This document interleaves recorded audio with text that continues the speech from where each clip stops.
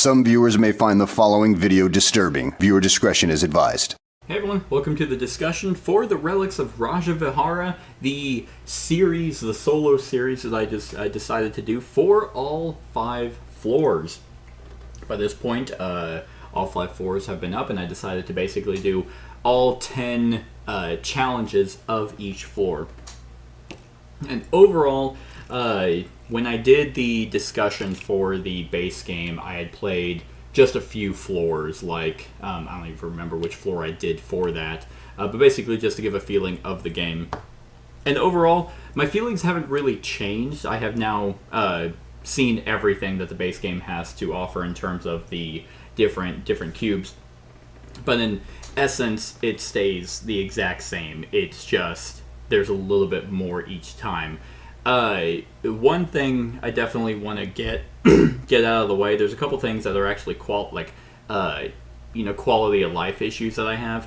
One, the cubes are all different like sizes. Like they're not actually like these cubes just in general are different shapes and sizes. That is actually more annoying than I find, like, even if they're trying to be realistic, like, oh, not every crate is the same size in real life, or whatever, if they tried to pull that. I just find it actually incredibly frustrating, because if you have them what you think is flush, and you're trying to move cubes around in a, smooth motion, then you bump into them. Like, if you're trying to slide, like, an ice cube all the way down, you bump into it, then it, like, skews the whole thing. It's just like, can I just, ugh. It's very obnoxious. I would have rather them all fit flush. Because you're moving cubes around, but it can be a little fiddly, especially whenever games like these or puzzle games like these you can play them on computer. And so when you're messing with stuff, you want it to be smooth like that, not just kind of an annoyance of whenever you go to grab a thing and you accidentally bump 5 cubes and it knocks everything over. The other thing is, I absolutely despise this meeple that's supposed to represent where you are. I do not get the point of this at all, like, except to be thematic. Like, hey, you're here messing with these, but the theme is so pasted on that it doesn't, who gives a fuck where you're at? Just remember where you're at. Or if you need, I guess it serves as a reminder of, like, there are very few scenarios out of all 50, because there are 10 floors or 10 challenges each floor, and there's 5 floors. Out of all 50, there are very, very few where you are like, oh, I actually can't get to that other side. Off the top of my head, I can think of 2. I can think of 2 where you are actively blocked from one side of the board to the next. So having this piece is only in those. Did it kind of matter? Where it's like, oh yeah, okay, based off where these are at, and those are boulders, I can't mess with them. Therefore, I guess I kind of have to remember. But man, eventually, what I started doing was in the run-throughs, I would just have this in my hand and be like, okay, like I can get to this, so I can push it. Like you don't have to. It would be asinine if you had to be like, okay, well, I can push that one, and then you move and push, then move and push, when you can just be like, nothing's in my way, I can just move that here, and then if you want to use this, be like, I would be there after moving it. Again, those are relatively minor, because you can solve them. Like, did I bump into cubes, like, all the time? No, not really. Sometimes they fell, sometimes, like, if I was sliding across, I would bump and it would kind of skew it, and then you just don't use this, like, have the Professor Mortello have that there, because that's actually an obstacle or a goal for you, just like the gems. But either don't use this at all, or just pick it up and then just kind of start moving stuff. And then if you have to remember or you want to think, then set it to where you would be at. But even then, you don't need to remember where you're at. Anyway, those are 2 kind of gripes that I had as I was going through this series. But overall, what did I think of doing each floor? Well, one, I will say I do like the fact that they had 5 different types of cubes, each with relatively different abilities of what the cubes did, but they did it each chunk. So by the time that you were done with one floor, you had that rule down. And then so whenever you got to a new floor and it's like, hey, you're on floor 3, this adds the ice cubes, here's what they do. And they had a really nice reference card. It's like, okay, here's the new challenge, like it adds, boulders. So, and here's what they can do. And then you would flip it over and then it would just show, it would remind you what crates did and what boulders did. I think that these are very, very handy, and every single box has one of these. So it's like, oh, by the time you're on floor 5, here's a new challenge of floor 5, and then it has all 5 types. And they're all simple, but they're unique enough that it does give you a challenge. So I did enjoy that. Overall, my favorite floor was probably floor 4. That one added fire.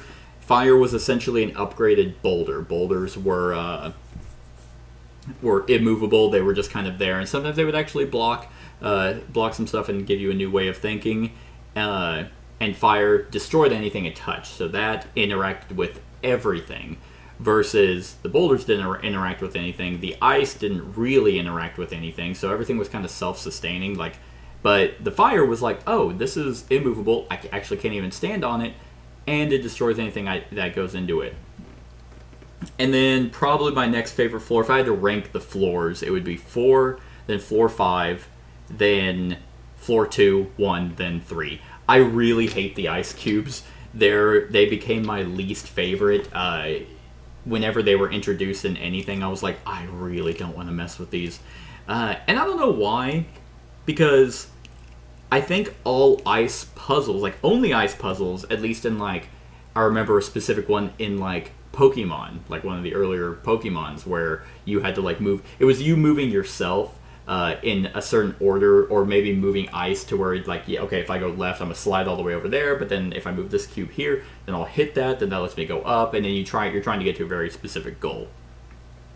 Here, it was you weren't moving yourself because you didn't slide or anything, so you just had the ice cubes, and there were a few in that floor 3, where one of them I actually didn't solve. If you went and saw floor 3, there was one where I was I felt like I was so close, but the board was so cluttered with literally every cube. That was the only challenge where it actually utilized everything at your disposal. Ever since then, as far as I remember, at least maybe that one I remember because I had so many cubes.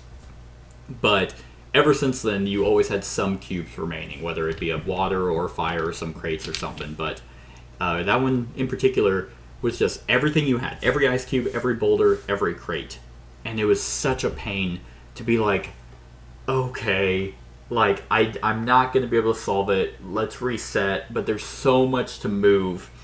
And because you have no step-by-step to figure out, okay, where did I mess up? You just had to, you just hoped you didn't make the same mistake, and then, be in the exact same position you were when you reset. So that one I actually didn't like, and that probably leads to why I don't really like the ice cubes. But every time they showed up, I was like, I'm not going to like this one. And when they weren't there in floor 4 or 5, whenever it was just either crates, boulders, and fire, or crates, boulders, fire, and water, or whatever, as long as the ice cubes weren't in there, then I was like, oh yeah, okay, great. So, now, the question comes to, is the game challenging? Is the game hard? And I would very much like to know, if you want to go back and comment on each of the floor videos, which ones struggled for you versus, if they struggled for me. Or which ones I struggled with that you didn't, and vice versa. That would be very interesting to know, because overall, I think the game has a problem with balance, I find. After playing 50 challenges, I would say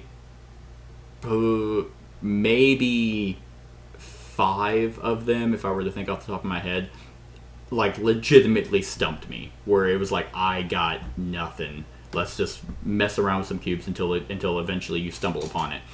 Maybe 5 to maybe even less than 5. I can think one I actually did not solve, but I didn't want to take up any more time. In that same floor, there was another one that really took me some time, but I just edited me just sitting here thinking about it. And then the rest were kind of like, oh yeah, I think okay, no, that's not going to work, and then quickly set up. So I'd say maybe less than 5 were just actual head scratchers. 10 to 20 were like, oh yeah, okay, this is clever. Like, yeah, okay, I'm seeing it. And then the rest of them were just kind of like, as soon as you set it up, you knew exactly what you had to do. At least that's how it was for me. The problem, and that's fine. I mean, if you have 50 scenarios, you don't want all of them to be like, oh, I have no idea. That would be annoying. And if each floor has 10 challenges, you want them to gradually increase. Okay, I'm on floor 2, and this is the floor, 1-1 or 2-1 is telling me, getting me familiar with the new cubes. And for that, I kind of felt like it did a pretty good job. But it wasn't a steady increase in difficulty. Like, you would be on, challenge 2-1, solve it immediately. 2-2, solve it immediately. 2-3, solve it immediately. 2-4 is like the hardest one. And it's like, why? Why is this one like 2-4? And then you eventually get it, or you skip it, and then you go to 2, 5, 6, 7, 8, 9, and then they're all just super easy. And then 2-10 is kind of a little bit more challenging.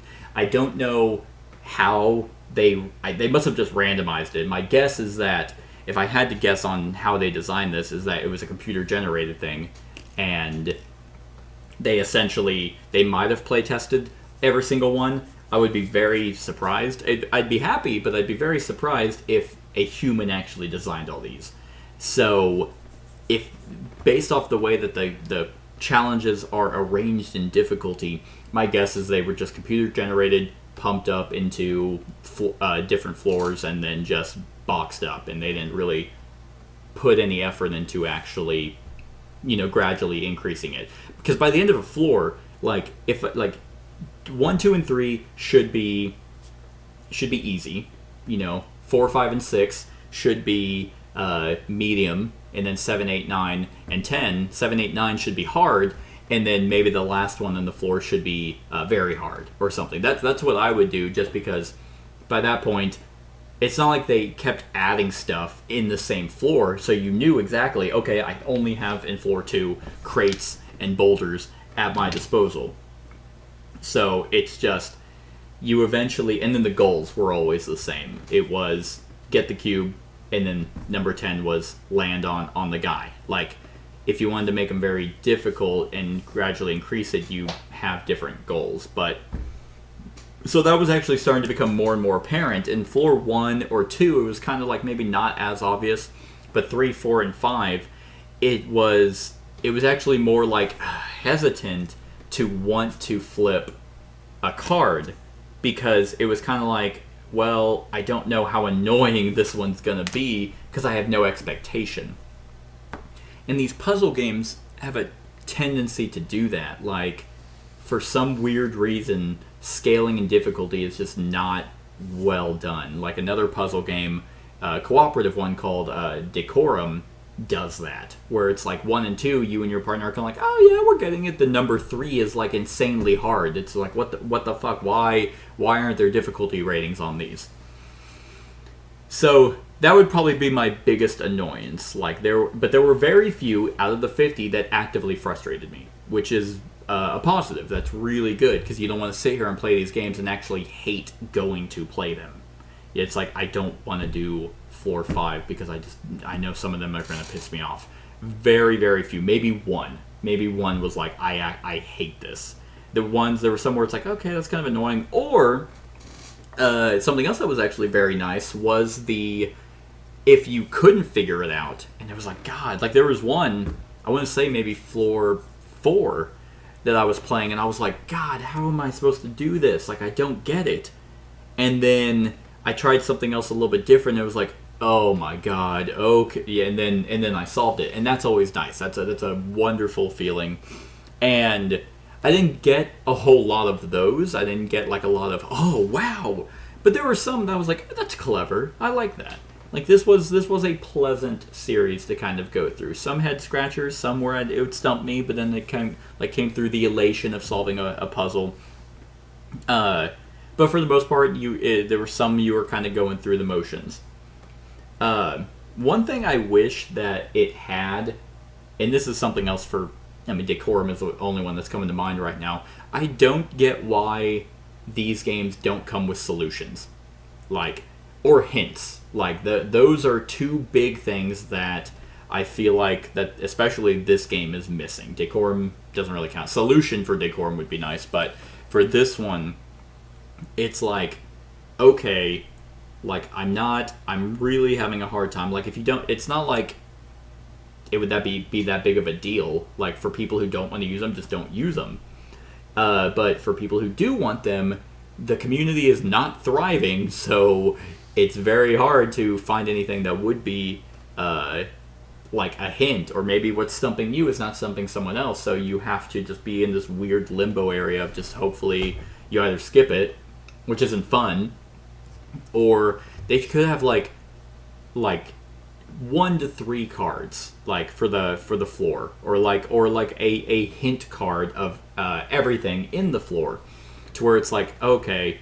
Hints might be a little bit more difficult for something like this, but a solution card for another set of 10 where it tells you, step by step how to solve it. I think, and that would essentially be the hint. I guess you don't need separate. You don't need both. You could just have a solution card numbered. Okay, in our algorithm or in our playtesting, it took 5 movements to solve this floor. If we were doing, number 5-5, and it's you have a 5-5 solution card, and that tells you, okay, step 1 do this, step 2, 3, 4, 5, 6. 7, and this is how you solve it. What you could do is, for players, have that, and then if they're man, I don't even know where to start, they could look at just 1. You can cover it up or whatever. Look at number 1 and be oh, okay, so I moved that one up. And then they can kind of go from there, and then if they can't figure it out, then they could reset, then go to solution, step 2. And if they really still can't get it, then they can just at least go through the motions to see that it is solvable. Because there's nothing more frustrating about this, especially because this is Kickstarter, where you're thinking, this is a misprint, or they fucked up, and this is not solvable. I'm seeing that a lot lately with these kind of puzzle games, where so many people are thinking that it's not solvable, and sometimes it's not because it's a Kickstarter oversight, and that's frustrating.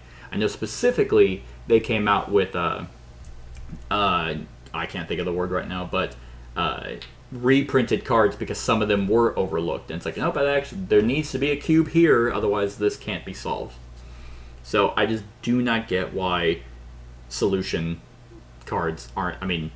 You get it in the criminal cases like Sherlock Holmes, where you get told exactly where Sherlock went, so you can be oh, damn, we were supposed to go to the scene of the crime. Obviously that's what you would do, but we just didn't. We didn't think it was important, but he did, and that's how he got this answer. And it's so satisfying because at least you're told how it's solved, but this doesn't have that, and I find that kind of annoying. So, yeah, the other thing is kind of with these kinds of games, well, I've done all 5 floors, I've done all 50 challenges that come in the game, so what now? Well, theoretically, at least with my memory and for games like this, there's no incentive to go back and play it. I don't have any inkling to be you know what, I really want to try floor 3 again, because I did solve it except for 1. So it is kind of a one-time play. You could time yourself. You could do kind of friendly challenges. You could time yourself and then keep track of how long it took you to finish a floor, or how many steps it took you to finish each challenge, and then pass the game on to some of your friends, because it is a solo only game. Pass it on to a buddy and be hey, this is how many steps it took me to do. Hey, can you do it in less? My curiosity is, I wonder if there are multiple ways to solve a challenge, and I don't know if there is, at least not for every challenge. It does kind of seem that for the 10 challenges in each floor that it's like, this is the way to do it. So it doesn't allow for much creativity. There were some that I came across that I did, and I was like, was that the intended way? That seems to be the only way. But, so maybe there isn't that. Maybe it's just kind of like, hey, I did it. Okay, well, Relics of Rajavihara is done. I beat it. Like, that's it. There are a little bit more things I'm going to talk about that do kind of bring you back, but it still is limited. Now, man, there was another thing I was... Oh, yeah, I will also... In terms of kind of like the weird difficulty scaling for each room, when you had a really tough one in like the middle, maybe 5-5 or 5-6 or something, and then you went to 7 and 8 and you solved it immediately, it almost for me made it felt like I cheated in some way. And it's like, I don't think I did. I feel like I'm playing it correctly, but this one was so easy. Did I do it right, or did this just weirdly work for me? I don't know. I don't like that feeling, because then it makes me think, okay, I misdid something, and I didn't really feel like I solved it correctly, but that could just be because the last one was so hard and this one's so easy.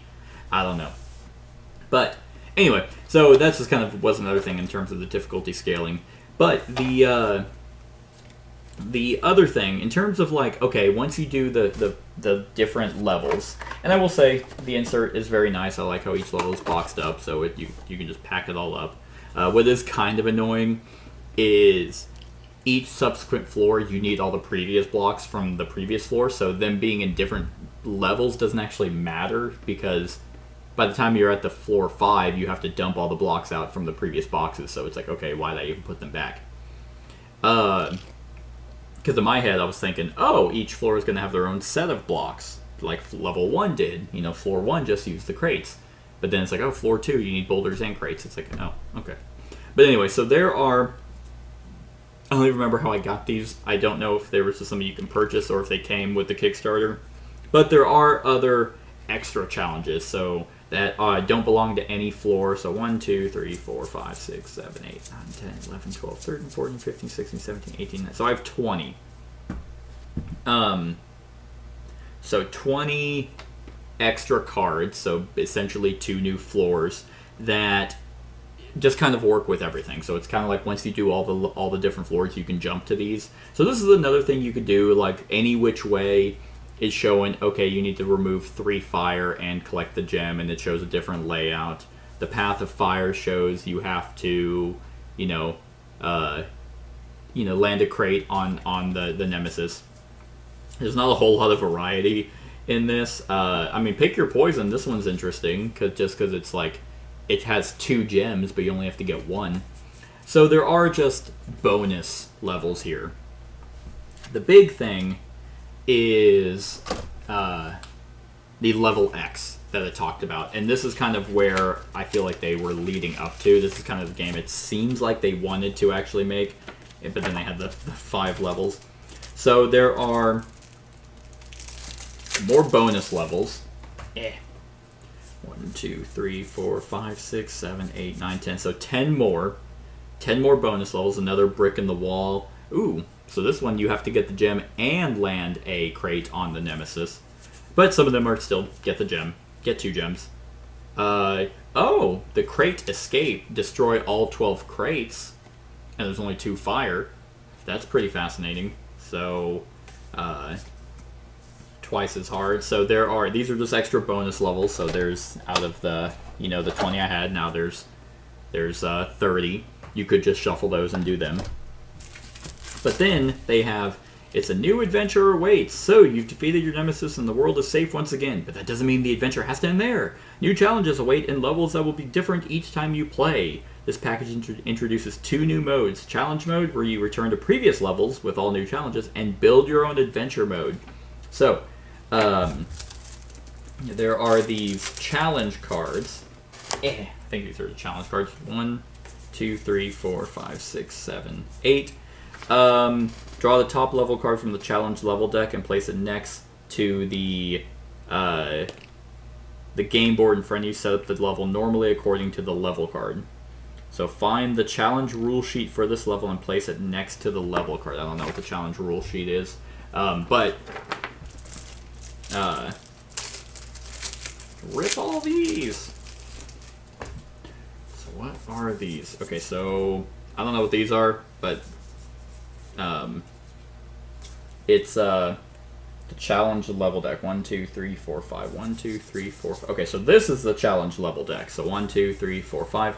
So there's 1 through 4, 2 through 5, 3 through 7. So you create a new challenge level deck by shuffling together only these 10 level cards.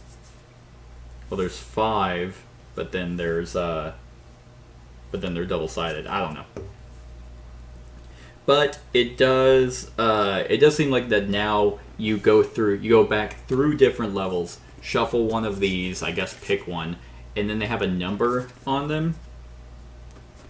Oh, okay, here are the 8 numbered cards. So you choose how difficult you want it to be. I want to do, what is it, floor 1, 4, or whatever. And then you shuffle these, and depending on which difficulty you want, there's Pro, Expert, Master, and Genius, where you shuffle these, and it's like, okay, so now for floors whatever, I need to complete number 1. That's on here. This is definitely something that freshens up the game. So if you, I believe, level X will, it comes in the game. So after you get through all floor 4s, this is probably what keeps it fresh. Obviously, I haven't done that. It was all still in shrink. But I like that. I like the fact that that exists, where you can do a build your own level. And maybe that's how you get the community involved, where you kind of design one, and maybe on their website or maybe on Board Game Geek, people have like, oh, hey, here's one I did. And then you could just see if you can solve it. That sounds really cool. So I like the fact that that exists. And then I know there's an expansion. I'm gonna look into that expansion and then probably just do them on the channel if that adds new floors. I think that could be fun. It's called Montalo's Revenge. That came out this year, so I'll give that a shot. But yeah, so overall, I think my ranking of the game probably stays the same. It did not go up. It did not go down. All five floors were still good and fun. Just little quibbles here, like in terms of maybe production quality and kind of like weird inconsistencies with the challenges, but having level X in the game does keep it fresh. Like, I don't feel the need to be like, I'm just going to get rid of this, So, on a scale of 1 to 10, the Relics of Rajavihara still will stay a 7 out of 10. But that's my thoughts on that. Let me know in the comments below if you want to see these bonus levels. I could very much, just shuffle these and do... I have 30 now, so technically I could do bonus levels like of 10 again, just to see how insane they would be. I could just shuffle these up. Not that it really matters; they're not really in any particular order. But if you just want to see what these are, if you want to see level X, definitely let me know that as well. And then let me know what you think of this game in the comments below. But other than that, like, comment, share, and subscribe, and have a wonderful whatever time of day it is for you.